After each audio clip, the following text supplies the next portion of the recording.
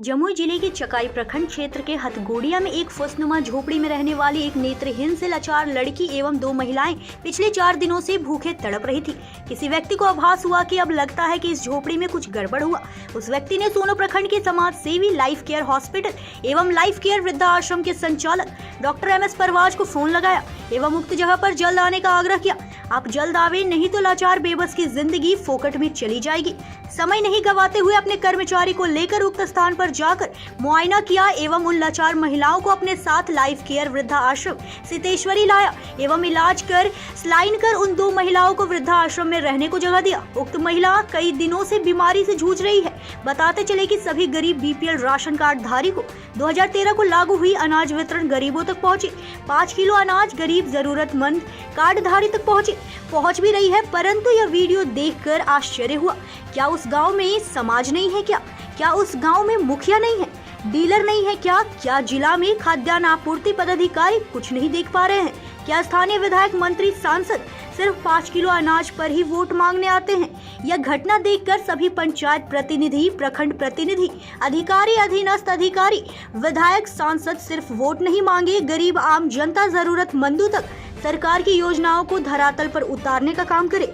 जमीन पर योजना दिखे, जनता को सिर्फ भाषणों में न उलझाए। जनता सब जानती है। जमुई से ब्रह्मदेव प्रसाद यादव की रिपोर्ट। नमस्कार, मेरा नाम ब्रह्मदेव प्रसाद यादव, न्यूज इंडिया 24 से। आज हम हैं MS परवाज के क्लिनिक में। इनसे आज जानेंगे कि कल एक घटनाक्रम हुई कि एक महिलाएं, एक लड़की जो पिछले 4 दिनों से भूखी प्यासी अपनी झोपड़ी में, घर नहीं कहा जाए, किसी तरह झोपड़ी से बनाया गया था, भूखे प्यासे पड़ी हुई थी। तो ये बातें डॉक्टर MS परवाज को पता चला। वैसे ही अपने जो इनके कर्मचारी है अधीनस्थ, उनके साथ गए, उनको वृद्धाश्रम पहुंचाया गया। तो अभी के समय लोग, बड़े बड़े नेता, बड़े बड़े विधायक चुनावी दौरा कर रहे हैं, वोट मांग रहे हैं कि हमारी सरकार, हमारी योजना गरीब के द्वार योजना का लाभ ले रहा है। और सबसे सवाल, बड़ी बात यह है कि 5 केजी अनाज गरीबों तक पहुंच रहा है, लेकिन वो भूखी औरत पिछले 4 दिनों से भूखा, किसी को पता नहीं।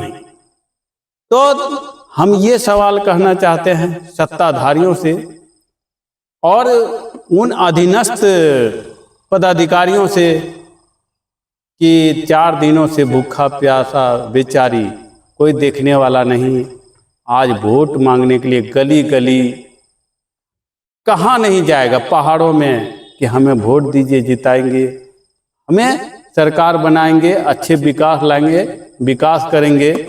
लेकिन यहाँ तो विकास धरातल पर नजर ही नहीं आ रहा।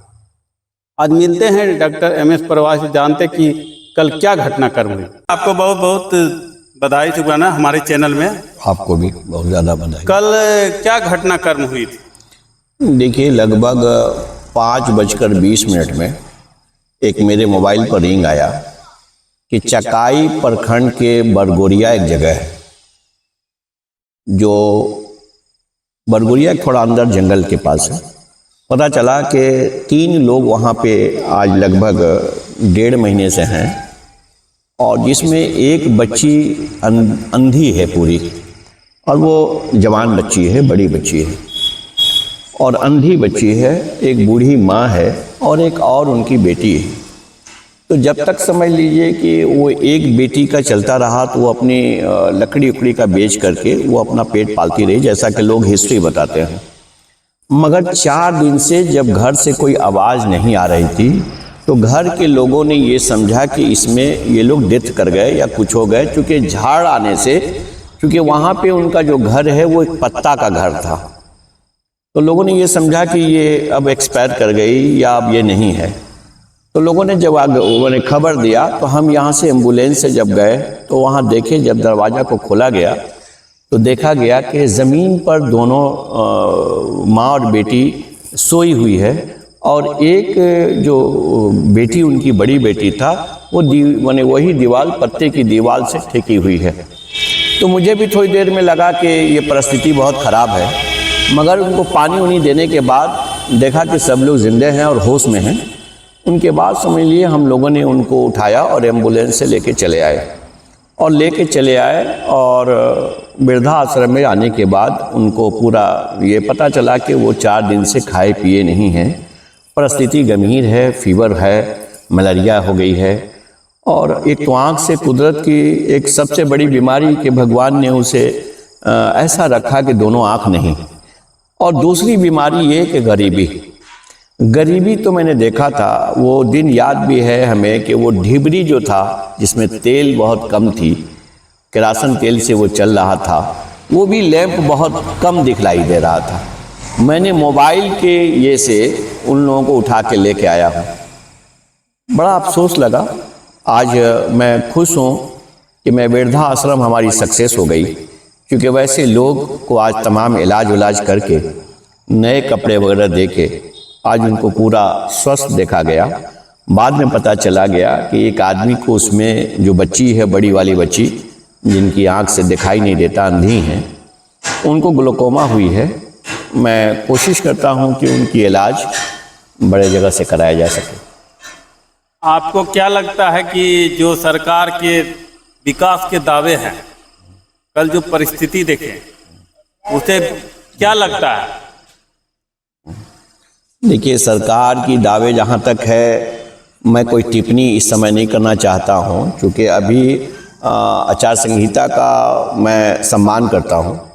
आचार संहिता का बहुत सम्मान होना ही चाहिए, न्यायालय का सम्मान करता हूँ। इस पर कोई टिप्पणी करना, चूँकि मेरा काम है, हम करें। सरकार क्या करती है ये उसकी रिस्पॉन्सिबिलिटी है।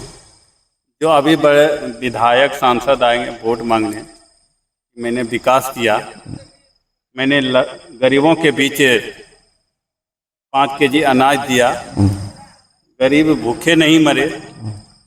लेकिन कल का देश देख के क्या लगता है कि इंसाफ हुआ?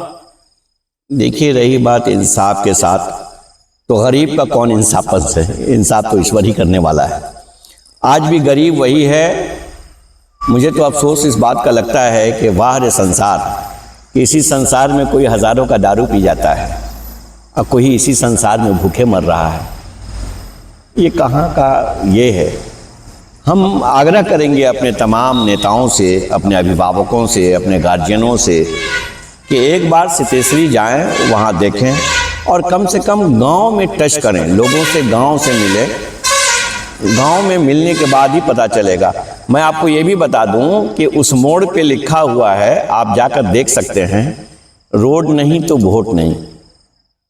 मैं वो फोटो चाहेंगे तो मंगवा देंगे, क्योंकि होटल के पास ही एक लगी हुई है, जो गली उधर से गया हुआ है, ये वो रास्ता, उस पर साफ लिखा हुआ है वोट नहीं तो रोड नहीं तो वोट नहीं।